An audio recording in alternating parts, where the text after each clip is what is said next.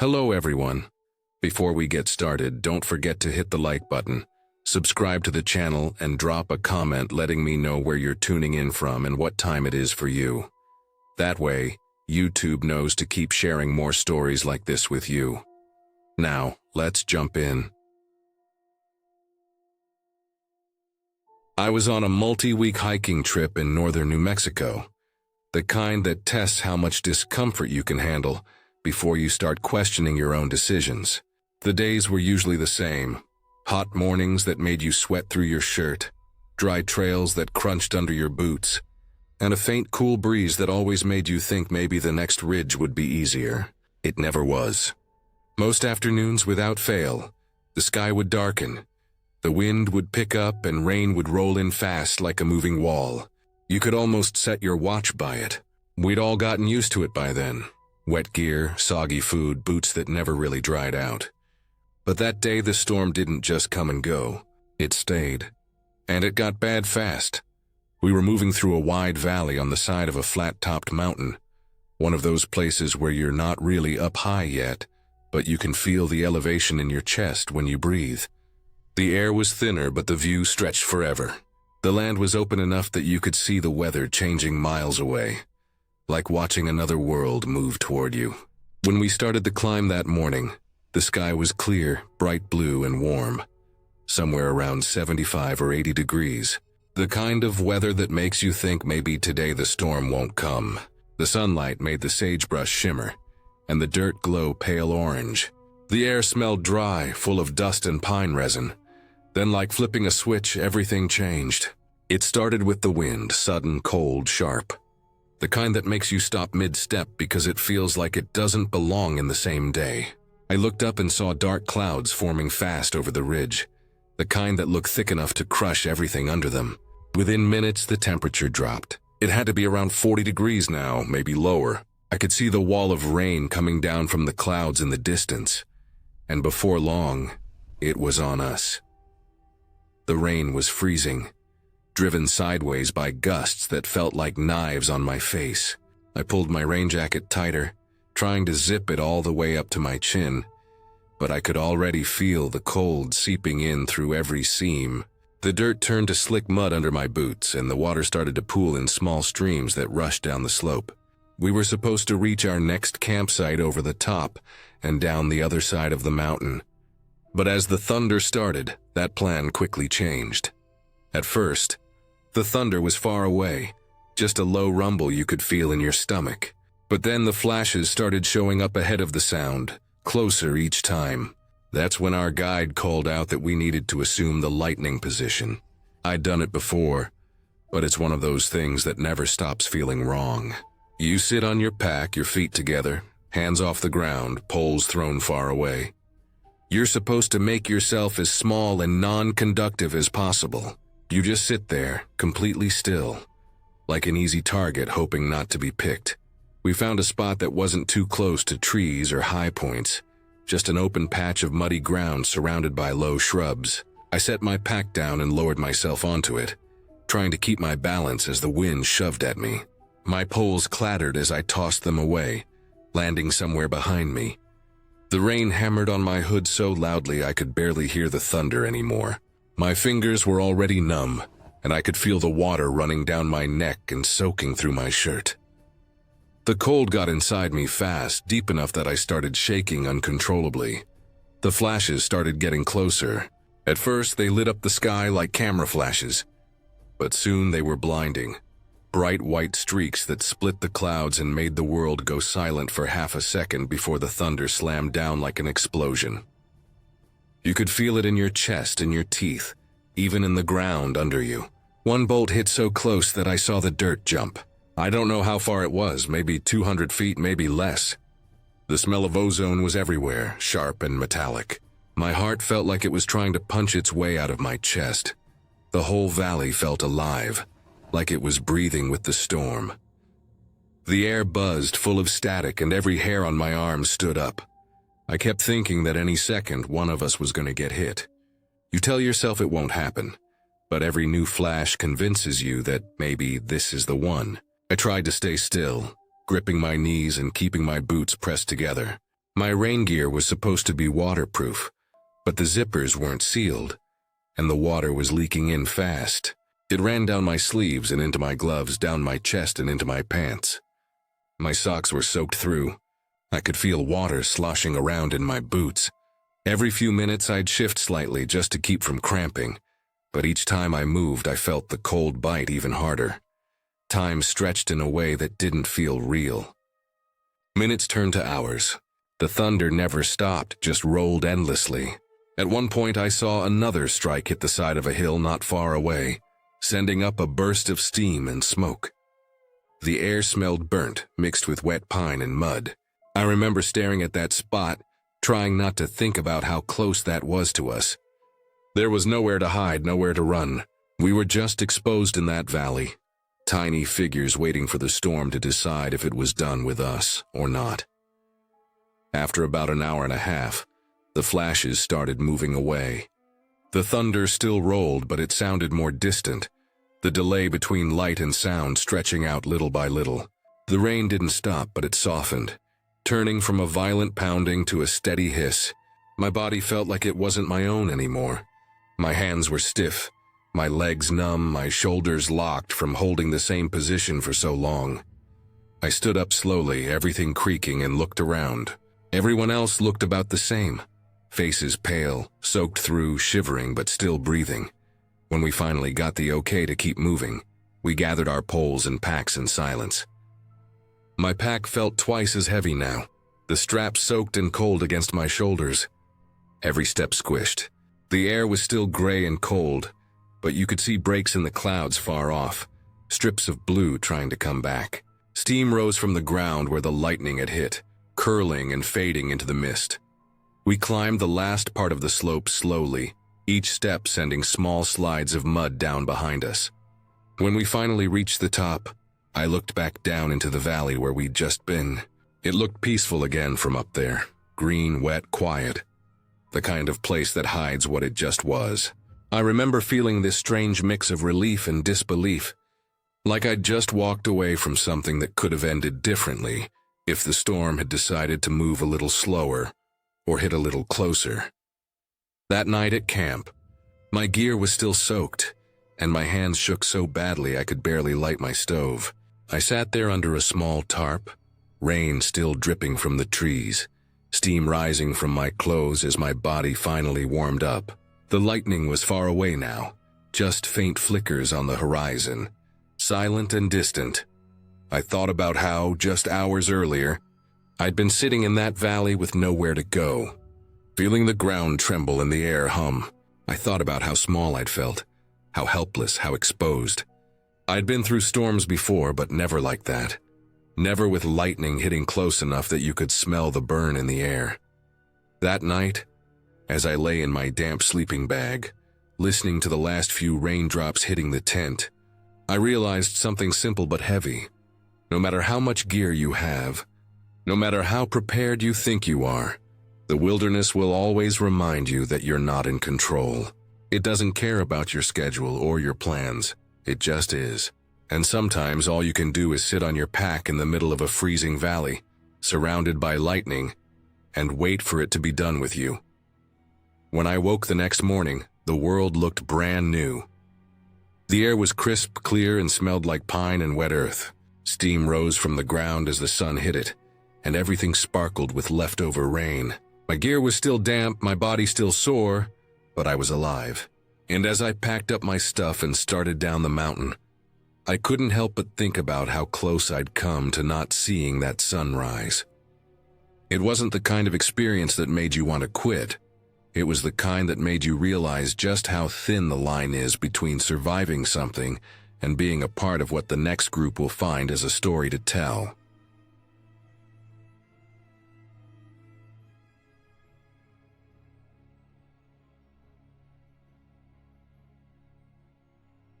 There's an old abandoned road behind my house that winds down the mountain beside the ski hills. It used to be a service road back when people actually lived out here, before the town decided it wasn't worth maintaining anymore. Now it's cracked and broken, overgrown in places, with weeds pushing through the asphalt and rainwater carving little trenches down the middle. The edges are soft with moss and pine needles, and in the fall it's just a blanket of dead leaves crunching underfoot. I like going there alone sometimes. It's quiet, and because no cars go that way anymore, you can just walk straight down without worrying about anything but your footing. It's one of those spots that feels forgotten, but in a peaceful way. That day it was early afternoon, late fall, probably October. The air had that sharp, cold smell of dead leaves and dirt, and the wind kept sweeping through the bare branches, making that dry whispering sound that never stops. The trees were stripped clean, so even though the sun was low, everything was bright. There weren't many shadows, just light bouncing off the pale trunks and the road. I was walking down toward the river that runs through the bottom of the valley. The road curves a lot, so you can't see far ahead, just small stretches at a time. I was enjoying the walk, not really thinking about much, just the sound of my boots scuffing, the faint drip of water coming from somewhere up the slope, and the smell of wet leaves. At one bend, part of the road had washed out completely, probably from spring flooding or erosion. The asphalt just dropped off, eaten away, leaving a steep dip of loose gravel and mud that went down into a small ditch before climbing back up to the road again. I slowed down, watching where I put my feet, trying not to slide on the loose dirt. My eyes were on the ground, tracing the best path across. I remember thinking I should have brought my hiking stick, because the slope was slick with wet leaves. Then something moved at the edge of my vision. Just a flicker, a shape that didn't fit. I looked up, and there it was. About 10 feet ahead of me, standing right in the middle of the road, was a cougar. It wasn't crouched or anything, just frozen. Mid-step, its body stretched long and tense, tail hanging low and still. Its coat blended perfectly with the brown leaves and dirt, that dull tawny color. For a second, my brain didn't even process what I was seeing. I just stared, locked on its face. The eyes were wide, golden, fixed on me, and I realized I was holding my breath. It was close enough that I could see the muscles along its shoulders twitching. It was one of those moments where everything goes perfectly quiet, like the world just stops moving. I didn't make a sound. Neither did it. We just looked at each other. 10 feet isn't far at all. If it wanted to, it could have crossed that distance in a second. I could see the breath fogging faintly from its nose in the cold air. Its ears were slightly back, not flat, but not relaxed either. I remember my hands were hanging loose by my sides, but I was afraid to move even a finger. My first thought wasn't even fear, it was disbelief. Just a blank, stunned feeling like, is this really happening right now? Then all at once it hit me. The weight of how close it was, how big it looked, how there was nothing between us but air. My heart started pounding so hard it felt like my chest would shake. I kept thinking, don't move, don't turn, don't make a sound. The cougar looked just as uncertain. Its body was stiff but not ready to pounce. More like it had walked around the curve and stumbled right into me, the same way I'd stumbled into it. We were both caught off guard. For what felt like a full minute, neither of us did anything. Just breathing and staring, the world completely still. Then behind me, something cracked. It was just a single sharp snap of a stick breaking somewhere up the road, but it sounded deafening in that silence. I jumped a little without meaning to, a small involuntary flinch, and that was enough. The cougar's entire body jerked, claws scraping the pavement as it twisted in place. It made this short, startled sound. Not a growl, not even a hiss. More like the breathy noise a house cat makes when you startle it. And then it bolted. The movement was so sudden it startled me again. It spun around awkwardly, claws slipping for half a second on the old asphalt. Then it bounded off into the trees in a blur.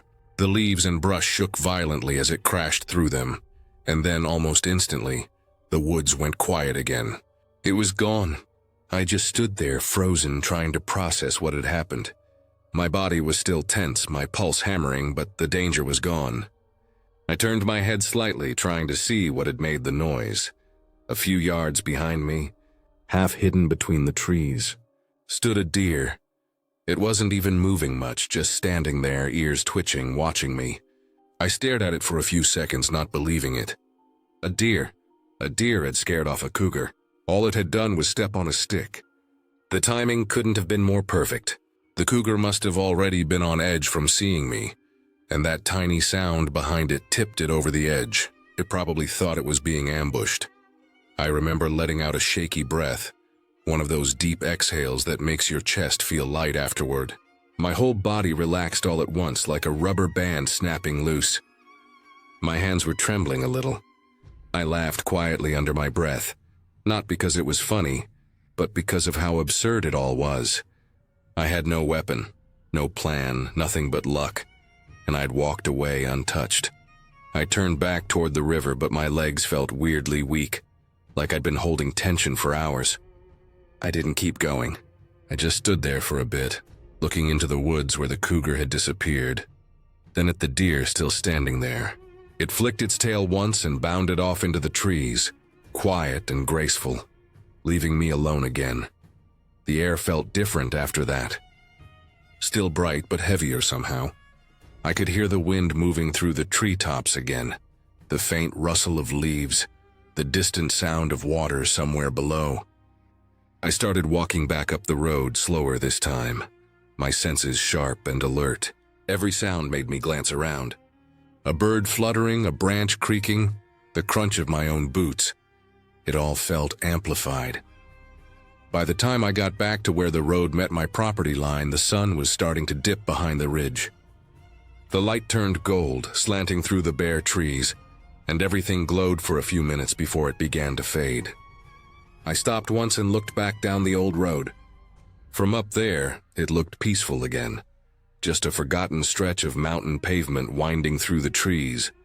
Quiet and harmless, but I couldn't stop thinking about how thin that line was, how easily it could have gone wrong. If the deer hadn't been there, or if the cougar hadn't spooked, maybe I wouldn't have made it back. It was strange, realizing that 3 living things, me, a cougar, and a deer, had all stumbled into the same narrow piece of road at the same moment, and that all of us had walked away by sheer coincidence. When I got home, I sat on the back steps for a while, just watching the woods. It was completely still by then. The temperature had dropped, and the smell of cold earth filled the air. I could still picture the cougar's eyes, the way it had stood there frozen, as confused as I was. There was something humbling about it. It reminded me that the mountain wasn't really mine to wander. It just let me pass through sometimes. Now every time I walk that road, I stop at that same washed-out section. The ground has settled a bit more since then, but the memory never really fades. I can still see where the dirt gave way, where the cougar stood, where the deer had been. And every time I think about how close it all was, how a single step, a single sound decided everything, that road feels different now. Not in a bad way, but in a way that makes me more aware. More respectful, maybe. I still hike it sometimes, still follow it down toward the river when the mood hits. But I never do it without thinking about that afternoon, about the quiet standoff that ended, because a deer happened to step on a stick. It's funny how much luck can fit into one moment, and how that moment can stay with you long after the woods have gone silent again.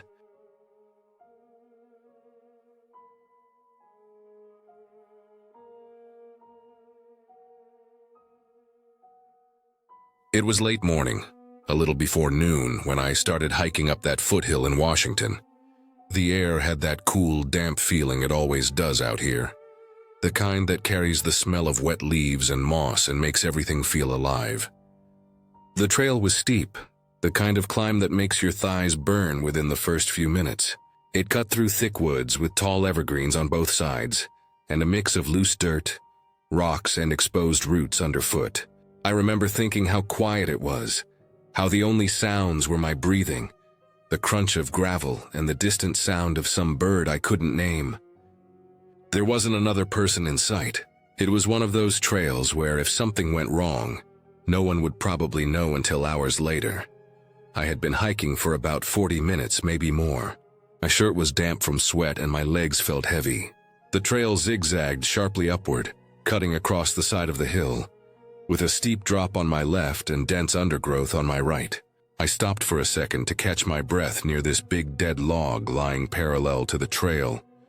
It must have been there for years, bleached gray, covered in moss and fungus, hollow in the middle. I remember thinking it looked like a good spot to sit for a second, but before I could, something strange happened. The log started vibrating. At first I thought it was my imagination, like I was just feeling my own pulse or something from how hard I was breathing. But no, it was actually moving. I could see the thin branches on it trembling, tiny bits of bark shaking loose. My first thought was some animal was inside, like a ground squirrel or something tunneling under it. Then a second later I felt the ground move beneath my boots. It wasn't subtle either. It was this slow, rolling motion that threw off my balance instantly. I froze, standing dead still on that narrow section of the trail, trying to make sense of what was happening. Then it hit me. Earthquake. It's hard to describe how disorienting it is when the ground starts to move under you. Your brain doesn't really accept it at first. The one constant thing in life, the ground, suddenly isn't. My first reaction wasn't even fear, it was confusion. The trail rippled slightly like waves under dirt. The trees around me started swaying, the branches creaking and rubbing together. I felt this deep vibration running up through my legs, through my whole body. The noise was low, like a distant roar, the kind that doesn't sound like it's coming from one place. It's just everywhere. Within seconds it got stronger. I dropped down to my knees instinctively, trying to steady myself. Rocks tumbled down the hill in front of me, clattering through the brush. The log beside the trail was rolling slightly, vibrating harder now. My backpack slid sideways and almost pulled me down. I tried to grab at the dirt slope beside me, but it was loose, sliding under my fingers. The entire hillside felt like it was breathing, expanding, contracting, shifting. Then the trees started breaking. Not the big ones, but smaller dead ones snapping and falling. The sound of cracking wood mixed with this rumbling roar was the most unnerving thing I have ever heard. It felt like the forest itself was alive and angry. The slope to my left dropped off maybe 30 feet before leveling out. I could hear rocks tumbling all the way down. I didn't know how big it was. I'd heard about the big one hitting the Pacific Northwest someday, the one that could tear highways apart. And for a moment I thought, this might be it. There was no way to tell how long it would last. Every second stretched out, slow and heavy. I could feel my heart pounding in my chest. My whole body felt weightless and heavy at the same time. I remember looking up and seeing leaves and bits of bark falling through the air. The sky was a pale gray with the sun just barely breaking through the clouds. Everything looked tilted. The trees swaying, the ground rolling, the air full of dust. I could feel this weird, dizzy sensation like being seasick. I didn't dare stand up. The hillside was too steep, and if I lost balance, I'd be tumbling straight down through the trees. Somewhere nearby, I heard a loud crack, like a gunshot, and then a tree came down not far from the trail, slamming into the dirt with a heavy thud that shook the ground even more. That sound made my stomach twist. I kept thinking that if a tree fell the wrong way, I'd have nowhere to go. I just crouched there, gripping a root with one hand and my knee with the other, waiting for it to stop. It probably lasted around 30 seconds, but it felt longer. Time goes strange in moments like that. Your brain stretches it out. When it finally began to ease up, the ground didn't just stop. It sort of slowed down in waves, like water calming after a storm. The last few seconds were gentle, just small ripples you could feel through your boots. Then it went still. The forest went silent in that heavy, eerie way after something violent. No birds, no insects. Just my breathing and the faint crackle of something sliding down the hill somewhere. I stayed crouched for another minute or two, afraid it might start again. My legs were shaking from adrenaline more than anything else. When I finally stood up, the trail looked different, littered with broken branches, small rocks, and dust hanging in the air. The dead log I'd been standing next to had rolled slightly downhill, leaving a groove in the dirt. I realized how close I'd been to being crushed if it had moved just a few feet more. I started moving down the trail slowly, testing each step. The dirt was looser now, like it had been stirred up. A few trees leaned at new angles, their roots partly exposed. Every noise made me jump. The rustle of leaves, the sound of my backpack brushing against branches. My brain was still wired for danger, like the shaking could start again at any second. It wasn't until I reached the lower part of the trail that I noticed how widespread the damage was. Small slides had come down across parts of the path, and a few big trees had fallen further up the ridge. The smell of fresh earth and torn roots filled the air. I could even see dust clouds in the distance where parts of the hillside had given way. When I finally made it back to my car at the trailhead, I just stood there for a minute, catching my breath. The parking lot was empty, the air still and quiet except for the occasional creak of branches swaying overhead. I sat in the car for a while, just listening to the engine idle, trying to process what had happened. My hands were trembling slightly on the steering wheel. It hit me then how bad it could have been. If it had lasted another 10 seconds, or if I'd been 10 feet higher on that steep stretch, there's a good chance the hillside could have given out completely. I could have been buried under loose dirt or crushed by a falling tree. There's a strange helplessness that comes with an earthquake. There's no running from it, no hiding. You just hope it stops before it decides to take you with it. On the drive back down the forest road, I passed areas where fresh cracks had opened in the dirt, and a few rocks had rolled out onto the edge of the path. My phone buzzed with alerts. A 7.0 earthquake had hit off the coast, felt all the way inland. That explained the strength. By the time I reached the main road, everything felt calm again. People were out of their cars, looking around, confused but okay. The world had steadied, but my body hadn't. Even when the ground was still, I kept feeling phantom movements like it was still shifting beneath me. Later that evening, when I sat at home, it finally sank in how close that had been. I kept thinking about that moment when the log started shaking, how I stood there for a few seconds just trying to figure it out, not realizing what was about to happen. It's strange how quickly things can go from peaceful to terrifying without any warning. That hill, that stretch of trail, it's still there, and part of me wants to go back just to see it again, to remind myself it's solid. But another part of me knows that feeling, that sudden motion underfoot, that raw, unstoppable power, isn't something you ever really forget. It changes the way you look at the ground you walk on. You stop assuming it's steady. You start realizing how fragile everything actually is.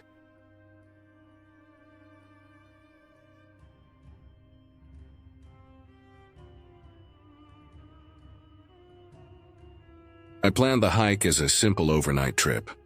The valley I chose wasn't far from home, maybe an hour's drive, and I'd been through parts of it before on shorter day hikes.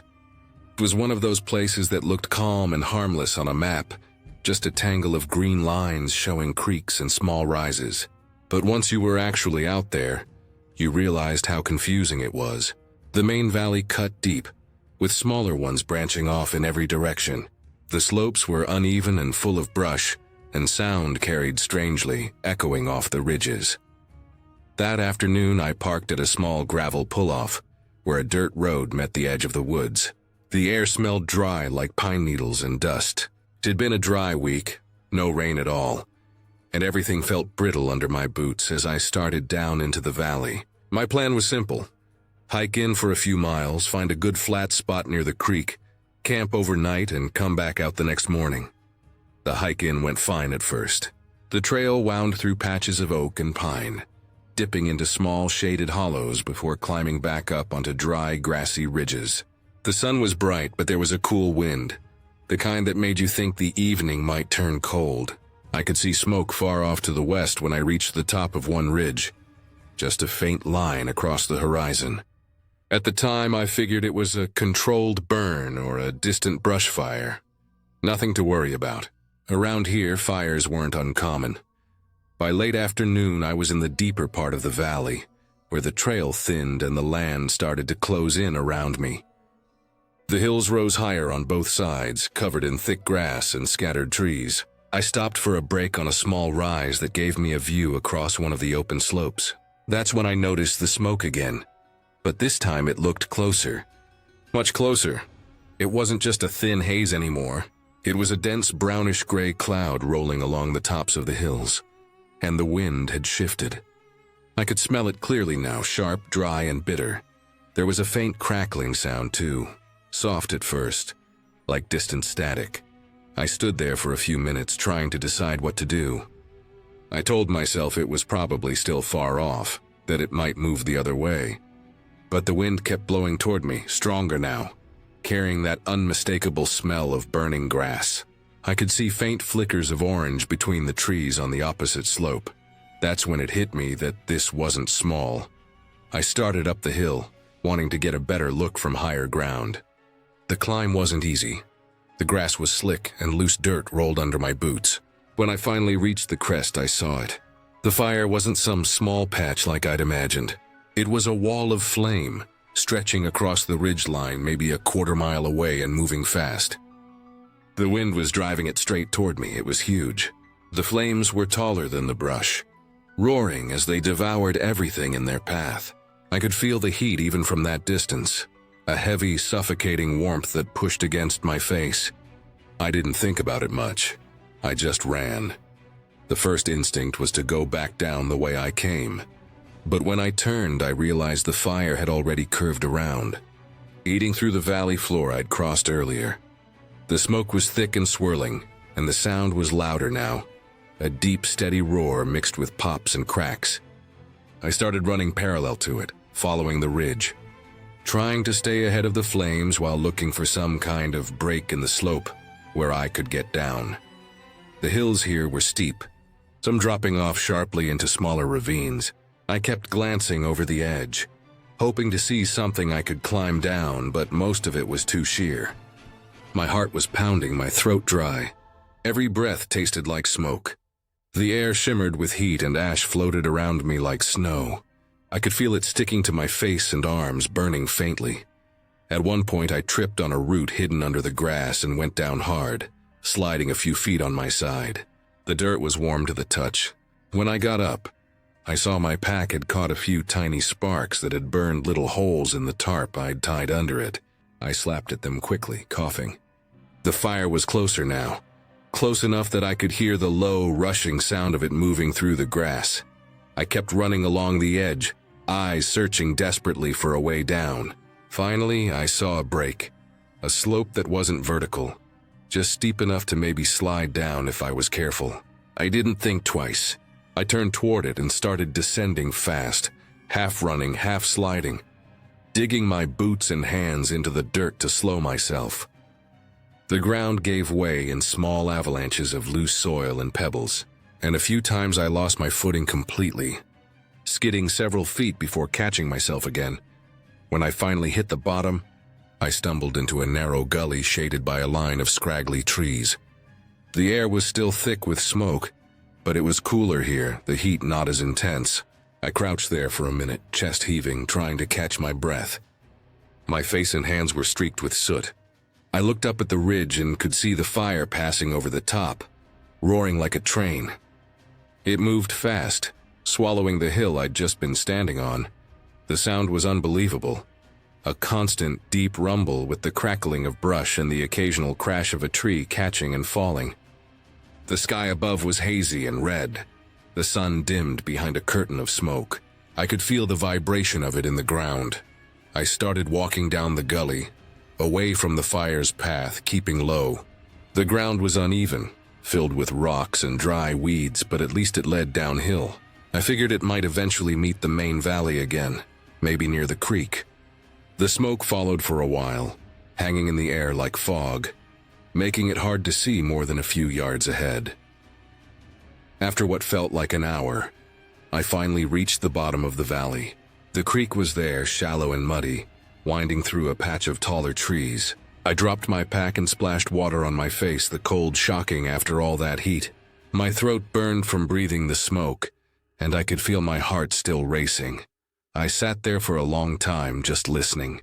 The fire still crackled somewhere behind me, but the sound was faint now, muted by distance. I could see the glow on the hills, the red light flickering against the smoke. Bits of ash drifted down like gray snowflakes settling on the water's surface. When I finally looked at my pack again, I noticed the damage. The tarp that I'd tied under it, cheap blue plastic, was melted along one edge. The heat must have been worse than I realized when I was running. It looked warped and blistered, the material fused in spots. I touched it carefully and felt how brittle it had become. That was enough for me. I didn't even think about setting up camp after that. The plan was gone. I just wanted to get out. I followed the creek downstream until I found the faint path that led back toward my car. The walk out took longer than I remembered, partly because I was exhausted, and partly because the smoke kept rolling through the trees in thick waves, making the air hard to breathe. By the time I reached the dirt road again, it was nearly dark. The entire western sky glowed orange. I could still see the fire line stretching along the ridges far off in the distance, moving steadily. I tossed my pack into the back seat and just sat there for a moment, staring at the hills. The smell of smoke clung to everything. My clothes, my hair, even the inside of the car. Driving away, I looked back one last time. The fire was still there, spreading across the valley where I had planned to spend the night. If I'd waited another half hour up there, I probably wouldn't have made it down at all. The thought hit me slowly as the adrenaline faded, that I had come within minutes, maybe seconds, of being trapped. I didn't go back to that valley again after that. I told myself I might someday, when the grass grew back and the smell was gone, but I never did. Every time I think about it, I still see that wall of flame cresting the ridge, and I remember the sound, the steady roar of a fire that didn't care who or what was in its way.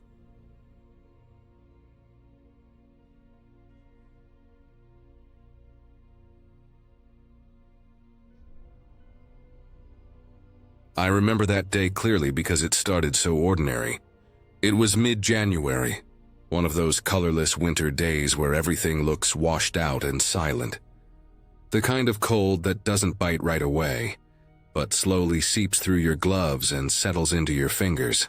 I'd been restless from being cooped up inside for weeks, so I decided to take a hike along a trail I'd done plenty of times before. A narrow path that followed a small stream through a wooded valley. I figured I'd walk for a few miles, get some fresh air, and be back at my car by early afternoon.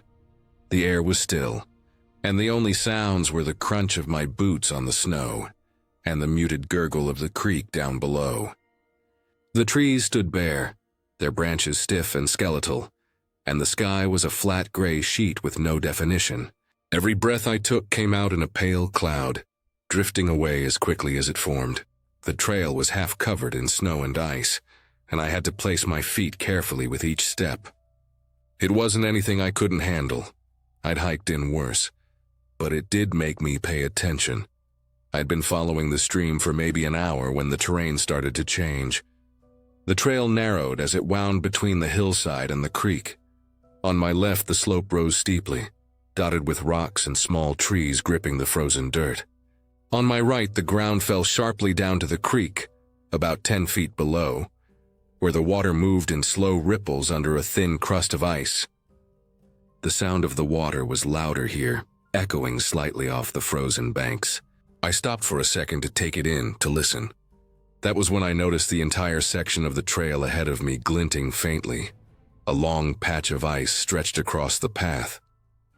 At first I thought I could maybe step around it, but there was no space. The hillside rose straight up, and the edge dropped straight down. The strip of trail was only about 4 feet wide. I tested the ice with the toe of my boot, pressing lightly. It was slick, hard as glass, with a thin film of meltwater on top.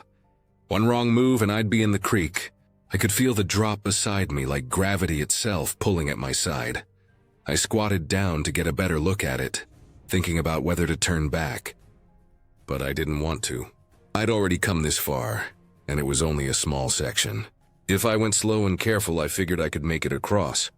So I got down on all fours, hoping my weight would be spread out enough to keep from slipping. My gloves squeaked faintly against the ice as I moved forward inch by inch. My knees slid a little with each movement, but I felt mostly in control. Halfway across, I stopped to breathe. The cold air burned my lungs and I could hear my own heartbeat in my ears. The creek below moved quietly, but I could see patches of darker water swirling beneath the frozen surface. I remember thinking how still everything felt. No wind, no birds, nothing. Just me and the sound of my gloves scraping over ice. Then it happened. I felt my right knee slide a little farther than I meant it to. I tried to correct it, shifting my weight back, but that made my left foot lose traction. I felt my body tilt toward the edge. My stomach tightened. I tried to dig my fingers into the ice, but they just slipped. I slid another inch, then another. I froze, completely still, hoping friction alone would stop me. For a split second it did. I remember the eerie silence. No movement, no sound, just the faint hiss of my jacket as I breathed in. And then I started to move again. Slow at first, like gravity was taking its time deciding what to do with me. My boots lost contact with the ground entirely, and suddenly I was hanging in space. For that one moment, it was almost like time stopped. I was perfectly aware of what was about to happen. That weird second of clarity when your brain says, very calmly, this is going to hurt. It reminded me of those old Wile E. Coyote cartoons I used to watch as a kid.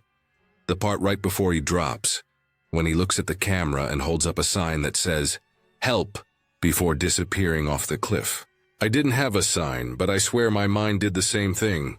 I just hung there realizing I was past the point of saving myself. Then the world rushed back. I fell fast, twisting slightly in the air, trying to orient myself. Somehow instinct kicked in, and I managed to get my feet below me. The last thing I saw before hitting was the silver surface of the creek. I hit the water hard. It exploded around me in a spray of icy slush and mud. My boots sank into the creek bed and a shock of cold tore through my entire body. My legs bent on impact, absorbing most of it, but pain shot through my hamstrings and up my back. I gasped, but no sound came out. The air had been knocked from my chest. For a second, I just stood there waist deep in freezing water, stunned. The shock faded slowly into pain. My legs throbbed, and I could feel the icy water soaking into every layer of clothing I had on. The cold was so intense it almost burned. I could see steam rising from where my breath met the air. My gloves were dripping, my knees trembling, but I knew I couldn't stay there. If I froze up or panicked, I'd be in serious trouble. I looked up at the bank I'd fallen from. It looked steeper from below. The slope was covered in slick mud and patches of ice, roots poking out like claws. I clawed at them, trying to pull myself up. My boots slipped several times, sending dirt and ice into the water. My hands were numb and I couldn't feel the roughness of the bark I grabbed. I had to stop halfway, chest pressed against the slope, catching my breath. My whole body ached from the fall. When I finally pulled myself up over the edge, I just lay there for a minute, face in the snow, breathing hard. My pants were soaked and freezing, clinging to my skin. The adrenaline started to wear off, and I could feel the pull in my leg, a deep ache that told me something had strained badly. I didn't want to look, didn't want to see any swelling, so I just rolled over and stared at the gray sky. It was quiet again, the same eerie silence that had been there before the fall, as if nothing had happened at all. I sat up slowly, testing my leg. It hurt, but it held. I limped along the trail, careful with every step. The ice patch still gleamed beside me, looking harmless now, but I didn't even glance at it again. I just kept moving, one foot in front of the other, following the trail back the way I'd come. Every part of me was freezing. My socks squelched with each step, and my jacket clung to me like wet paper. The wind had picked up, and the cold bit deeper. I kept my eyes on the ground, focusing on the trail, counting each bend I passed like checkpoints. By the time I finally saw my car through the trees, my body was shaking uncontrollably. I don't remember unlocking the door or turning the key, just sitting there with the heater blasting, staring at my hands as they trembled against the steering wheel. My fingers were white, my legs stiff and sore, but I couldn't stop smiling, not from joy, but from sheer disbelief that I'd gotten out of that with only a pulled muscle. That night, when I finally got home and peeled off the soaked clothes, I looked at the bruises spreading across my legs. Deep purple and blue like something painted on. My muscles screamed every time I moved. But all I could think about was that moment in midair, that frozen second where everything stopped, where I knew what was about to happen but couldn't do a thing to stop it. It's been years since that day, but it still plays in my mind sometimes. That suspended feeling, that mix of fear and helplessness has never really gone away. Every winter, when the first real ice sets in and the trails turn slick again, I remember the sound of my gloves sliding across that frozen path, the silence right before I fell, and the split second where I thought, I'm about to get really, really hurt. And somehow, that thought feels more real than the pain itself. Because in that instant, there's nothing but the truth of it. You're not thinking about anything else. You're just waiting for the ground to come rushing up.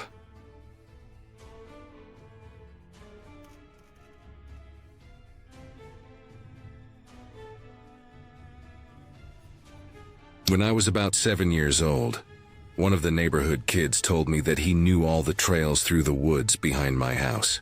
He said he'd been out there plenty of times with his older brother, that he knew every turn and clearing, that he could get us to the little creek on the other side without a problem. I didn't have anything else to do that day, and I remember thinking it sounded like an adventure. It was summer, school was out, and the air had that dry warmth that made everything feel a little slower. I went inside and told my mom that me and my friend were going to walk through the woods for a bit, that he knew where we were going, and we'd be back in an hour or two. I remember her looking at me for a second, kind of unsure, but I must have sounded confident enough because she just said to stay together and not go far. I said we wouldn't, then we left. The trailhead was just a little dirt opening at the end of our street where the grass stopped and the trees started. It wasn't much, just a narrow path with tall weeds on either side and branches hanging low overhead. I can still remember the smell of it, that mix of pine, dirt, and something damp like moss. The sunlight came through the trees in little patches, lighting up floating bits of dust and pollen. It felt quiet, but not empty. You could hear birds and the occasional buzz of a fly or a cicada. We started walking, and at first it was fun. The path wound through the trees and opened up now and then into little clearings. And my friend kept saying things like, "Yeah, I know where this goes, and we just have to go this way a bit more." I didn't question it. After maybe half an hour, the trail split in two directions. One path curved uphill and the other dipped down toward thicker brush. My friend stopped for a second and then pointed downhill, saying that the creek was probably that way. So we went that way. The path narrowed fast, and we had to push through tall grass that came up past our knees. I remember getting little scratches on my arms from branches and not really caring. The ground was soft and uneven, covered in leaves that stuck to the bottom of my sneakers. Every now and then I looked back to see where we came from, but after a while, the way behind us just looked the same as everything else. Trees, leaves, and shadows. We kept walking, and I started to notice how quiet it was getting. The birds weren't chirping anymore, and the sun had shifted, making everything dimmer. I asked him if he was sure where we were going, and he said, "Yeah, of course." But he sounded less sure than before. After another 10 minutes or so, we came to a fallen tree blocking the way. He climbed over it, and I followed. And when we got to the other side, there was no real path anymore. Just forest. Trees and bushes and patches of sunlight on the ground. He looked around and pointed in one direction, saying we could probably loop back that way. I didn't realize it at the time, but we had already left the trail completely. We walked for another hour, maybe more. Time stopped feeling normal after a while. I just remember walking, tripping over roots, brushing spiderwebs off my face, and feeling this slow panic starting to build in my chest. The woods started to look different. Less open, like everything was pressing in closer. I couldn't tell which direction was which anymore. Everything looked identical. Trees that twisted in the same shape, piles of leaves that rustled with every small gust of wind. My legs started to ache and my throat felt dry. I tried to remember how far we'd gone, but I couldn't. The little confidence I had at the start was gone. Eventually, we stopped. My friend stood there looking around, frowning, and I knew right then that he had no idea where we were. I didn't say anything at first, but the silence between us felt heavy. I could hear my heartbeat in my ears. He finally said something like, "We just have to find the trail again." and we started walking in another random direction, pushing through branches and dead leaves that crunched under our feet. Every sound felt louder now. The forest wasn't calm anymore. It felt alive in a way that made me uneasy. Every crack of a branch sounded like something moving nearby. The sun was starting to dip lower, and that warm golden light was turning orange, then red. Shadows stretched longer between the trees. I remember feeling sick, like a heavy lump was sitting in my stomach. I kept looking for something familiar, a fallen log, a big rock, anything. But nothing looked right. The forest just kept going. I started to cry quietly. Not the loud kind, just little gasps I tried to hold back. My friend looked nervous too, though he was trying not to show it. We didn't talk much after that. We just kept walking. At one point we found what looked like a trail again, a narrow strip of ground that looked more walked on than the rest. We followed it for a while, thinking maybe we'd gotten lucky, but after a few minutes it just disappeared into more brush. That's when the panic really started to hit. My legs were tired, my feet hurt, and I couldn't tell if we were even walking in circles anymore. The light was fading fast, and I knew that when it got dark, we wouldn't be able to see anything.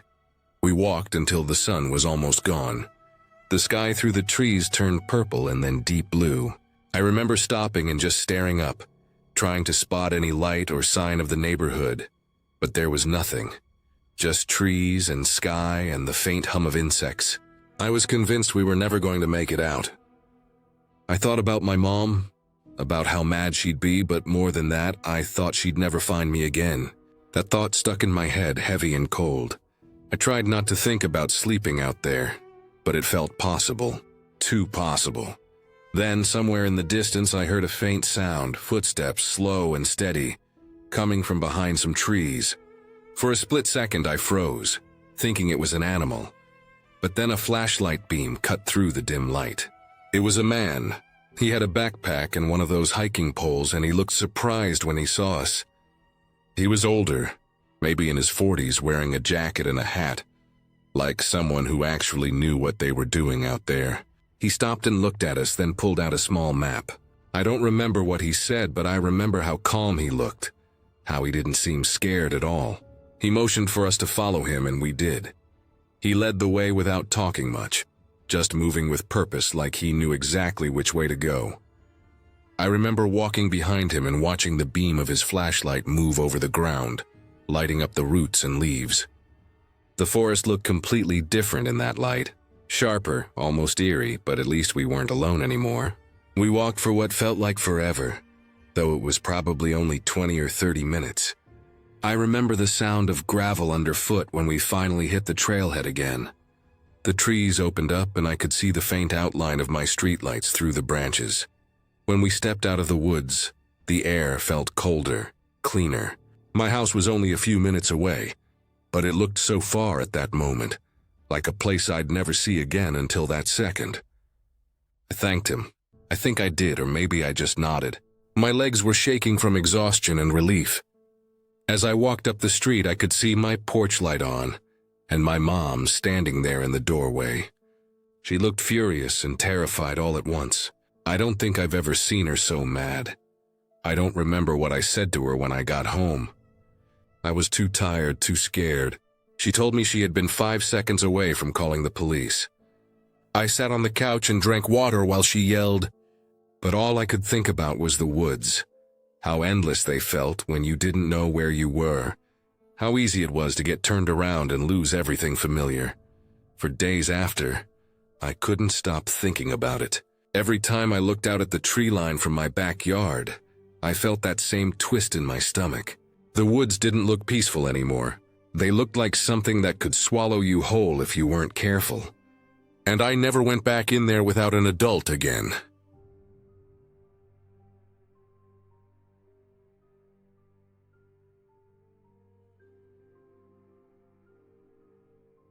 I grew up on the edge of a small town that was surrounded by hills, thick bushland, and long winding creeks that seemed to go on forever. There were trails carved by years of kids riding their bikes and people walking their dogs, but a lot of the bush was untouched. The air always smelled faintly of eucalyptus, And if you went quiet enough, you could hear the wings of lorikeets cutting through the trees or the water trickling over smooth stones in the creek. It was one of those places that felt endless when you were a teenager. You could walk for hours and still feel like you hadn't gone far.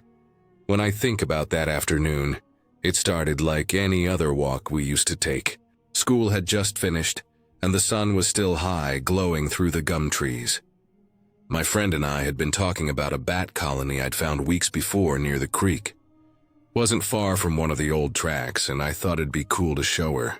The bats hung in clusters under a bridge, and when they all moved at once, it was like a wave of shadows. I'd only gone once before, so the path wasn't something I knew well, but I figured we'd find it easily. We didn't have smartphones back then, just vague memory, and the idea that if we followed the creek, we'd eventually get there. We started walking down the dirt track, following the slope toward the sound of water. The creek wound its way through narrow cuts in the hills, and the banks were lined with rocks and fallen branches. Rainbow lorikeets darted overhead, flashes of green and red through the leaves. The ground was soft and uneven in some spots, and there were parts where you had to grab onto branches to keep from sliding down. It felt peaceful at first, just us and the sound of the bush, the calls of cockatoos in the distance, the rustling of dry leaves under our shoes. At some point, I must have taken a wrong turn. There was a fork in the trail where the creek split, and I couldn't remember if the bat colony was to the left or right. It felt like left, but the light was hitting the water differently than I remembered, and everything looked a bit off. We decided to just keep going. The creek was the only guide we had, so we followed it downstream, stepping over fallen logs and ducking under branches. The air got cooler the deeper we went. After an hour or so, the sun was starting to dip. The hills on either side threw long shadows over the water, and the sky was turning a dull orange. We hadn't seen any bridges or signs of the colony, just endless creek and more bush. My friend said something about heading back, but I remember thinking we'd find a shortcut if we just kept following the water. It always had to lead somewhere, maybe a road or a park, so we kept going. The slope along the creek started to get steeper. In some areas, the ground had eroded into cliffs of clay, and we had to climb carefully along narrow ledges where one wrong step would have sent us sliding into the creek. The air was still, the kind of stillness that only happens when the day starts to end, and everything in the bush goes quiet. That's when she stopped walking. I turned to see her staring across the creek, her eyes fixed on something in the bushes. There was a flash of red, quick, like something darting between the trees. At first I thought it was a rosella. They're common out there, bright red and blue feathers, always moving fast, but the way she looked at it made me uneasy. She swore it wasn't a bird. I didn't see enough to argue, but the feeling of quiet had changed. The air felt heavier. Every few minutes we'd hear rustling, not the light scurry of a lizard or the flutter of wings, but something slower, something that moved with weight. We picked up the pace following the creek as it twisted between steep banks. The terrain made it hard to go fast, and the ground was scattered with rocks and broken branches. Then we started seeing these concrete cylinders embedded in the creek bed. They looked like old drainage tunnels or something left from construction, big enough for a person to stand inside. Some of them had water running through. Others were dry, filled with silt and sticks. They were strange to see out there, so far from any road. We passed a few of them without thinking much, but then as we rounded a bend, we saw one across the creek that made us stop. Inside, it wasn't empty. There were shapes inside, too organized to be debris. I could see a shopping trolley pushed up against the wall, blankets laid out, and bits of newspaper or magazine pages stuck to the concrete like someone had glued them there. From where we stood, we could make out the pictures. They were all of girls, cutouts from magazines. Smiling faces, models, celebrities, some just normal women from ads. Dozens of them, all stuck to the curved wall in overlapping layers. It hit me that someone was living there. Out here in the middle of nowhere. The blankets, the trolley, everything about it said someone had made it home. I remember feeling a wave of cold move through me. Not because of the air, but because I realized how far from town we'd gone.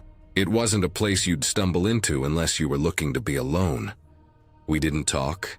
We just started moving faster, keeping our eyes on the trail ahead. Every sound after that seemed louder. Branches snapping, the wind shifting through dry leaves, the rush of water against stones. The red flash came back once more, a glimpse of movement in the trees behind us. It could have been anything, but I couldn't shake the thought that maybe it wasn't an animal. Maybe whoever lived in that cylinder had seen us. We didn't run at first, but our pace was close to it. The slope on one side of the creek rose high above us, making it feel like the walls were closing in. I could hear my heartbeat louder than the creek. Now and then the rustling came from behind us, then stopped. We didn't look back. The sun had almost completely disappeared, leaving just the faint blue light that comes before dark. After what felt like forever, we started to see pieces of fencing up ahead, wire mesh bent and half collapsed, following the line of the creek. It was a relief at first because fencing meant property, and property meant people. We followed it uphill, hoping it would lead to a road or gate. The bush started thinning out, replaced by patches of gravel and weeds. Eventually, the fencing led us to an opening in what looked like an industrial yard. There were piles of scrap metal, old tires, and a few shipping containers stacked against each other. It was silent except for the distant hum of traffic. We climbed through a gap in the wire and found ourselves standing on the edge of a wide, empty lot. The ground was littered with broken glass and rusted cans. Beyond the yard there were warehouses, their lights just starting to flicker on. That's when I realized how far we'd come. Later, when we figured it out on a map, we were over 3.5 hours from where we'd started.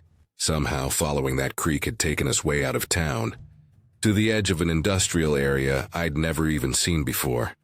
We walked along the road until we finally found a main street we recognized, both of us too tired to talk. By the time we got home, it was completely dark. My friend's parents were furious when they found out where we'd gone, and she wasn't allowed out for weeks. I didn't go back to that part of the creek again. I still don't know what we saw in the bushes, whether it was an animal or someone watching us, and I've never stopped thinking about that cylinder, the one with the pictures and the blankets. Sometimes when I drive past the bushland on the way out of town, I wonder if it's still there, hidden among the trees beside the water, waiting for the next person to wander too far and see something they shouldn't have.